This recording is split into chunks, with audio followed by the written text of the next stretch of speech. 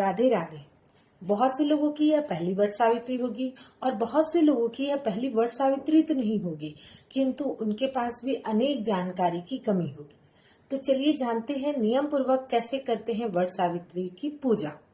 तो सबसे पहले तो वट सावित्री का व्रत करने वाले लोगों को एक दिन पहले भी कुछ नियमों का पालन करना चाहिए। उन्हें बाल में शैम्पू करने के बाद लहसुन, प्याज आदि चीजों को नहीं खाना चाहिए। रात में आप चना भिगो करके रख दें और थोड़ा सा अरवा चावल भिगो करके रख दें, जिसे अगले दिन आपको पीसना है। और दूसरे दिन, अब बात करते हैं दूसरे दिन, जिस दिन वट सावित्री का पूजा रहेगा। वह वट सावित्री के दिन आपको स्नान आदि करने के बाद 16 श्रृंगार करना है। बिल्कुल दुल्हन की तरह आपको सज लेना है। एक बात का विशेष ध्यान रखें कि शादी के समय जो चुनरी का इस्तेमाल किया जाता है, उस चुन्नी को आप आज जरूर इस्तेमाल करें।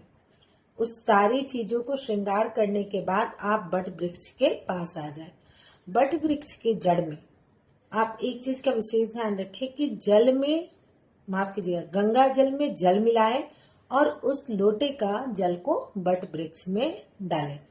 तो उसके बाद आपको जो अरवा चावल को पीस करके ऐपन जो बनाया था, आपके यहाँ क्या कहा जाता है आप जरूर बतलाइएगा, उस ऐपन से अपने हाथ के छाप को बरगद के पत्ते पर, क्योंकि आजकल लोग बहुत से जगहों पर पेड़ नहीं मिल पाता तो घर में टहनी मंगा करके करते हैं, वे लोग पत्ते पर करें। और अगर आप बरगद के पेड़ के पास जाते हैं तो उनके तना पर आप अपने हाथ का छाप रख दें।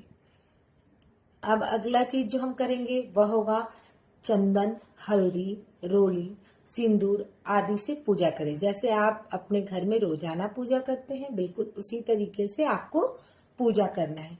आज के दिन जो सिंदूर जो लगाते हैं, वो अपने सिंदूरा का सिंदूर आप बिल्कुल बट वृक्ष को अर्पित करें। इसके बाद आप शुरू करेंगे परिक्रमा। कच्चा सूता को लेकर के परिक्रमा शुरू करें।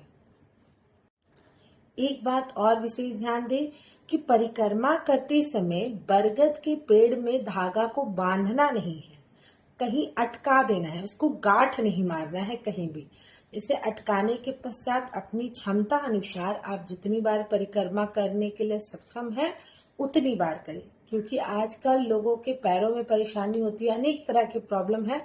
तो आप अपनी क्षमता अनुसार 5 बार, 7 बार, 11 बार, 51 बार या 108 बार, जैसी आपकी क्षमता हो उतनी बार परिक्रमा करें। परिक्रमा करने से पहले जो एक चीज छूट गई वह थी कि जो आप बांस के पंखा इस्तेमाल कर रहे हैं, बांस का पंखा पे अपने सुहाग की सारी चीजों को रख दी जाती है, जो वृक्ष के जड़ पे रखी जाती है। परिक्रमा के समय में आप उस पंखे को अपने हाथ में उठा लें और एक बार परिक्रमा करने के पश्चात एक बार पंखे को बट वृक्ष का हवा दें, बट वृक्ष को पंखे का हवा दें। इस तरह से जितनी बार आप परिक्रमा करेंगे उतनी बार आपको बट वृक्ष को हवा देना है, जहां से आप परिक्रमा शुरू करते हैं वहां आके। इस तरह से आपको परिक्रमा करने के पश्चात आप वहां बट वृक्ष के जड़ को प्रणाम करें। प्रणाम करने के बाद जो दीप जलाते हैं, इन कुछ छोटी छोटी चीजों को विशेष ध्यान रखें। दीप जो जलता है वहां पर खीरा रख करके और उसके कालिख को निकाल लें और उस कालिख का काजल अपनी आंखों पे जरूर लगाएं उस दिन। इन सभी चीजों का विशेष ध्यान रखें। जो चना आपको एक रात पहले भिगोने की बात कही गई थी, उस चने का प्रसाद भी उस जगह पर 5 खड़े प्रसाद के रूप में चना भी भोग लगाई जाती है। कई जगहों पर शायद यह नियम नहीं भी होता होगा, लेकिन कई जगह पे इस तरीके से पूजा की जाती है। यह थी पूजा विधि। अब प्रणाम करने के बाद आप उस वट वृक्ष की छांव में बैठ करके सावित्री व्रत कथा जरूर सुने। यह व्रत कथा सुनने के बाद आपको अनेक चीजों की जानकारी होगी कि कैसे सती ने सत्यवान का प्राण को वापस यमराज से छीने, क्या क्या चीज का दान करना चाहिए, यह सारी चीजों को आपकी जानकारी जरूर कथा के माध्यम से मिल जाएगी।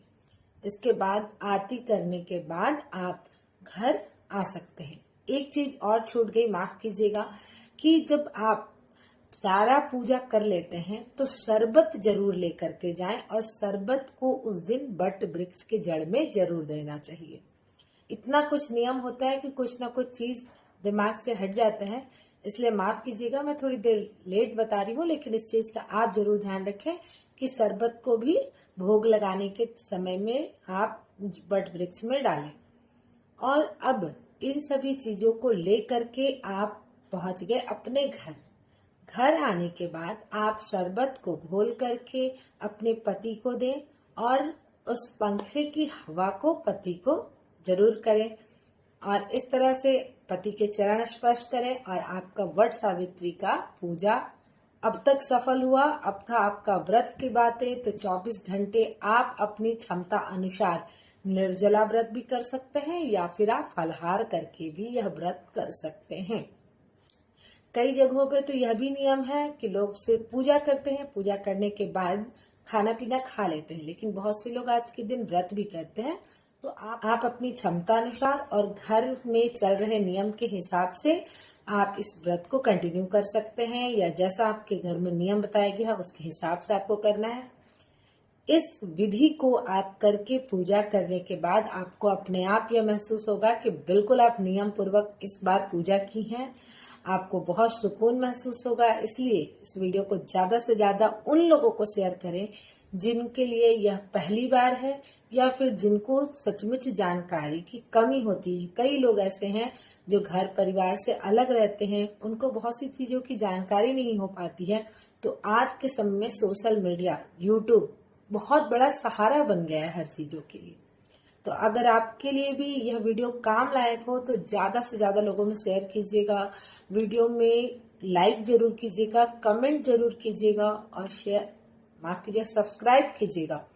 एक कमेंट आप जरूर बताइएगा कि जिस तरीके से मैंने यह नियम बताई, क्या आपके यहाँ भी इसी नियम से की जाती है या फिर आपके यहाँ कोई अलग नियम से की जाती है वट सावित्री की पूजा। मिलते हैं अगले वीडियो में, तब तक के लिए राधे राधे।